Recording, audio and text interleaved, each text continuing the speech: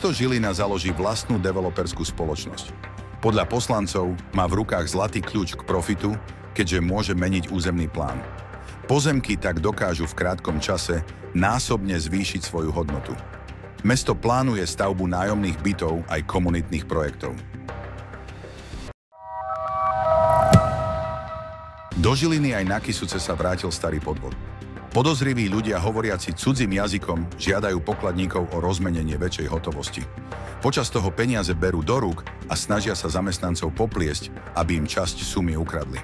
Polícia podobné prípady riešila aj v minulosti po celom Slovensku. V predajniach Kaufland pribúdajú netradičné automaty. V Žiline aj v Martine si môžete za 12 € kúpiť neprevzatý balík. Má to však háčik. Nikdy neviete, čo je v ňom. Nový trend láka najmä mladých ľudí. Viac aktuálnych správ z diania v Žilinskom kraji nájdeš na žilinak.sk.